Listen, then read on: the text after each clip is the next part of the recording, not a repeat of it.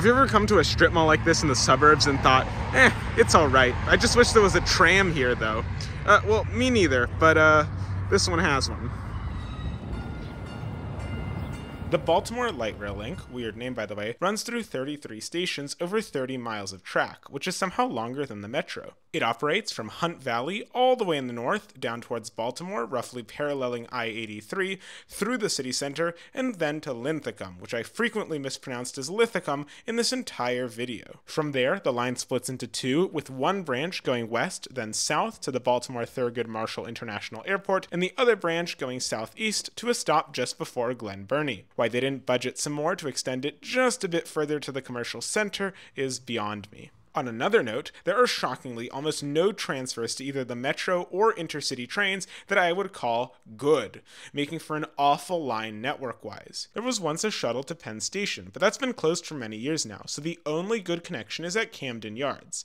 But MARC service there operates during weekday peak hours only, so even that one isn't great most of the time. If you want a proper history of the light rail, please read the linked Wikipedia article in the description, because if I were to explain it, I would just read it verbatim, or paraphrased. And yes, I am being lazy. Okay, back to you, Past Nathan.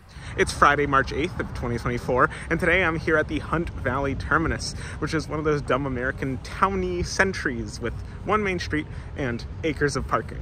I just crossed over this very accessible crosswalk here to get to the tram platform. We go over the tracks. Over here, this is an extremely tight left turn. There's even this like metal protector thing there, I think, so like the wheels don't slip or something like that. So before I talk about the tram itself and payment and stuff, I just want to mention what I think is the worst thing about this tram, and that's the frequency. So although from Hunt Valley down to Linthicum, that's a 15 to 20 minute frequency, which is already awful. Each branch gets a 30 to 40 minute frequency. Imagine waiting 13 minutes for your tram at the airport. That is ridiculous. The Baltimore Light Rail stations are all very similar. They're all about this long. This is actually longer than most. I think they're for 4-car trains or like 2 pairs. So that pair has like 2 cars that are attached. They all have shelters and fare machines, which are okay. These don't seem to be working for some reason. Oh no, there they are. So a single ticket costs $2, which is not that bad, but you have to use cash on the fare machine because they want you to use the app if you have a phone or a credit card, which is really dumb. What if you only have a credit card and you don't have a phone? Then you can't pay. They'll probably just let you go, but like, it's just a really strange system of only allowing cash in modern days, like modern times. The trams themselves are extremely large. This is a huge coupler. They are very tall. They are high-level trams with stairs to enter, but they are accessible due to these ramps, and then the driver can put a little attachment thing. Okay, I better get on before the train leaves.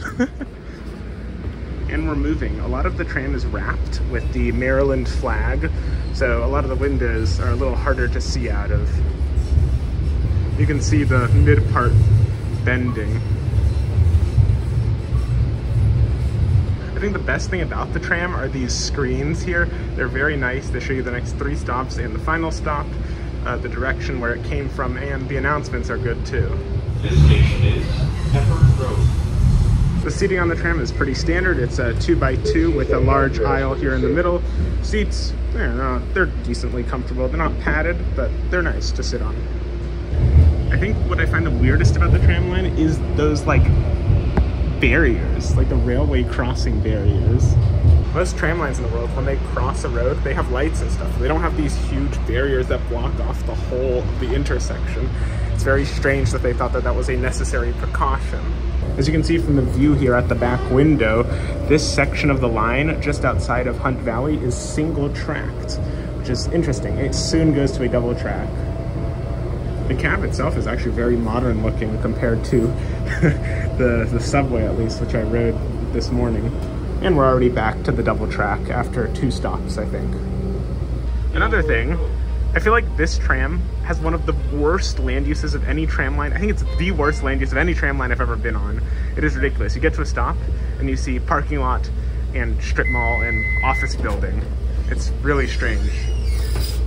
This is literally an industrial park, and I know that it's good to have transit to an industrial park as people work here, but this is, Baltimore has 2 rail lines, one metro and one tram, and this is where they decided to build the tram line. It's a bit of a disappointment. Honestly, it's probably just where it was politically viable or easier to build one, because that's how transit is built, unfortunately. Oh yes, a park and ride tram stop. Ugh, only in the US. Actually, no, I take that back. I think there's a park and ride in The Hague. I doubt that it's like this. The land use is probably better, but you know, it does exist elsewhere. Here we are crossing a 5-lane road.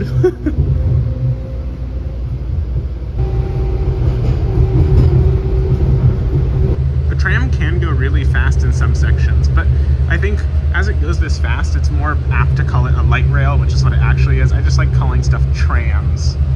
Also, I feel like light rail means that it's more on its own tracks, and tram is more on the road, and this is definitely more towards that light rail definition. The tram itself is still very empty. I think it'll only really fill up once we get into downtown. I forgot to mention that these stations have these cool signs here, like with the little circle.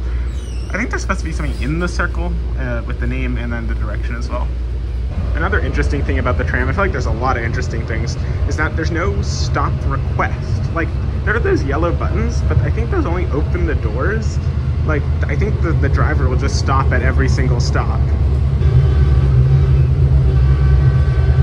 Yeah, with the speed that it just crossed that road, this is definitely not a tram. So this is Lutherville.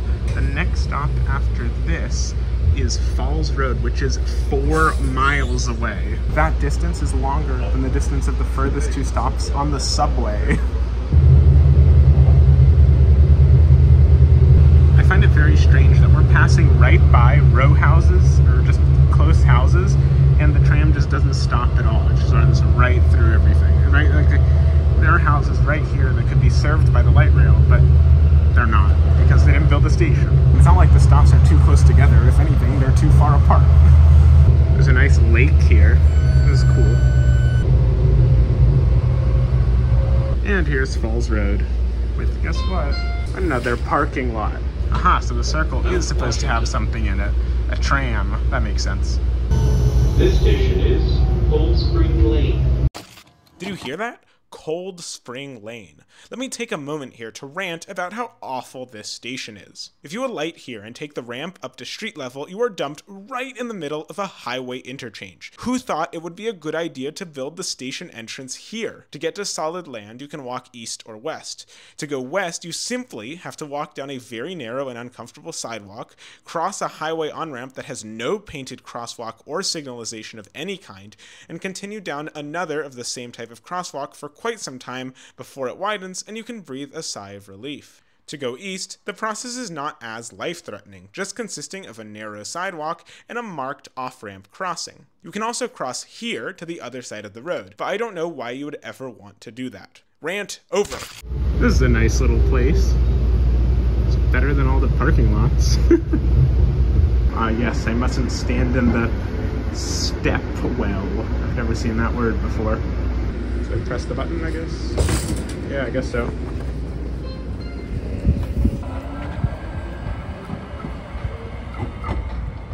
So North Avenue here is actually a little different than the others because it has this middle platform here. I think this is because a few trains, about half of them during rush hour maybe, they short turn here. Also, the bunching on this line is ridiculous, right? You have a train in 13 minutes, then another train 3 minutes after that. Like that's so bad. Again, I keep mentioning the land use, but that's just because I really do not like it. This station has, what, a parking lot up there, then a huge highway up there. I think there's a rail line that passes under here somewhere, the main northeast corridor. But yeah, it's it's not much, honestly, right next to the station. I also wonder how they got this right-of-way to build the light rail, because I doubt that they acquired it just for the project. They probably had it through some other means, like an older railroad or a park or a river or something like that. You know, I could look it up, but then my comment section is less interesting. I just came up to this map here and saw the best timetable that I've ever seen in the US. This. This block schedule here is fantastic for frequency. I've seen it in like Brussels and stuff, but like, look, we have the main line, right? The main section of the line, A. You can see what the frequency is throughout the day. So right now it's about once it would be every 15 minutes, which is accurate. Then it's actually every 10 minutes. If I look at just BWI Airport, I can see it's actually 20 to 30 minutes. And then Glen Burnie's 20. So I was actually wrong with the 20 to 40 minutes. I see why I thought that though, because I didn't realize that trains short turned at fairgrounds. So this B section actually does have a 20 to 15 minute frequency instead of a 10 to 15 minute. But my point still stands, like 30-minute frequencies on branches are horrible for like a light rail tram service. I wonder how many people actually pay for the tram. It must be like 10% or less because they barely check. They've checked once that I've been here if people have tickets, but like they barely do. And they usually just don't care. They're like, yeah, whatever. A lot of the tram and metro stations here in Baltimore also play music, which I won't play too much of because YouTube. These ramps are so funny to me as well. You just go up and you just wait on this tiny little platform thing for the tram. It's interesting. At this station, you can get so close to the actual track equipment. Like these are the motors that make the tracks move. You even have the manual lever in case something happens. This is the train to Hunt Valley, so not my train. I just wanted to record it because it seems like it has a 4-car setup here, where yeah, you have these first two, and then a couple section, and then another two. I know my terminology. That though is my train. So if the GPS tracking is correct, this tram should be completely empty, because this is the first stop. It just came out of the yard. Yes, the tram is completely empty. And yeah, it seems like you do press this to open the door. It smells like salt and vinegar chips. I always feel safe when there's a crack in the window. That's always fun. The conductor is now putting down the ramp for the wheelchair user to go across. This is really interesting. We go like under this road and then we go over another rail line. Or like on top of it. It's very up and down over here. Steep gradients. So that line over there is actually the Penn Station branch of the light rail, which hasn't been in use in a long time. There used to be semi-frequent service along that line, like at least every 30 minutes, which is not great, but anyway. I don't think there's been a train down that line in many, many years because of all the construction that they're doing at Penn Station. I'm really looking forward to when they actually reopen that line because it'll improve connectivity a lot. Over here is the Symphony Hall where the Baltimore Symphony Orchestra plays. That's really cool that it's really close to this light rail station. Another really, really bad thing about this line is that it does not have priority at signals. We are currently waiting for no cars, and we just have to wait as if we were a bus or something. But you're trying to build a rail line to have speed, right? So if you just have to wait downtown with no priority, that's bad design. So we're surprisingly still on our own little bit of road here. I think actually we only share the road for a very short period of time, which is good. Something I've noticed about Baltimore is although the streets can be pretty crowded with cars, the sidewalks are almost always completely empty. A lot of the time I'm the only one of maybe a few people walking down the sidewalk, which is very unfortunate to see. I assume a lot of that is due to suburban development and also the level of safety in the city. The streets are also not the most pleasant due to the copious amounts of graffiti here on the walls, as you can see. Here's a whole section of the block being used as a parking lot. That's great. And we are approaching the Baltimore Convention Center, which is very, very big. It also has its own stop right here with a bridge. You can also start to see part of Orioles Park over there, which you can actually access better from the next stop down, Camden Yards. I find it really annoying that they have to keep the bell playing all the time. Anyway, after a very, very short amount of time, like 30 seconds, you already arrive here at Camden Station with connections to Mark. But not before we wait at this light for some reason. I don't know what we're waiting for here. So here's the Camden Station waiting building. And here's the actual station. It's pretty basic, but it's useful. You can wait on the platforms and this goes via the alternative route to DC that was owned by the Baltimore and Ohio Railroad. Makes sense.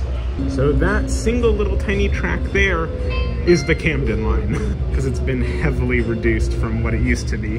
And here is Baltimore's American Football Stadium, right next to the baseball stadium, which was back there. Having both major stadiums connected to the light rail here is a huge plus that really makes up for a lot of the Hunt Valley extension. Ooh, there's Topgolf here. Wow, this is actually an amazing view of Topgolf. It's really, really cool. And of course, the billions and billions and billions of dollars that were put into building these highways over the bay here. Yeah, this is the I-95 corridor from South Florida all the way up to Maine. This does not seem like we're right next to Baltimore, downtown Baltimore. So what's interesting about this stop, West Point, is if you look over here, you're like, wow, we're in the middle of nowhere. The second you turn around over here, though, you realize that, yeah, there are houses here, and there's a little community here. Although if you look on a map, you'll see that it's completely bounded by a highway, a big road, and industry, so not great connections.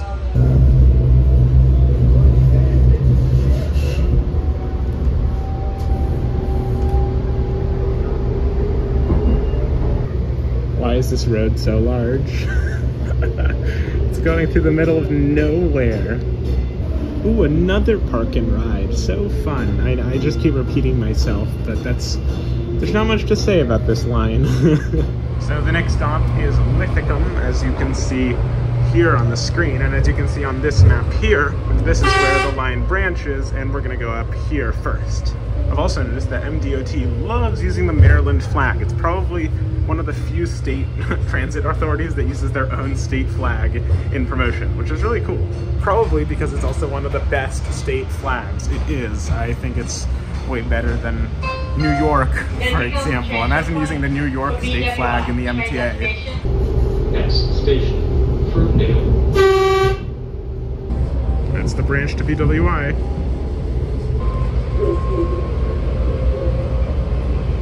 I really hope that the new Purple Line in DC doesn't make the drivers honk their horns at every single crossing. Hopefully there's a better system, like a little bell, or, I don't know, better signage or red lights or something, because that'll not go very well with the people of Montgomery County.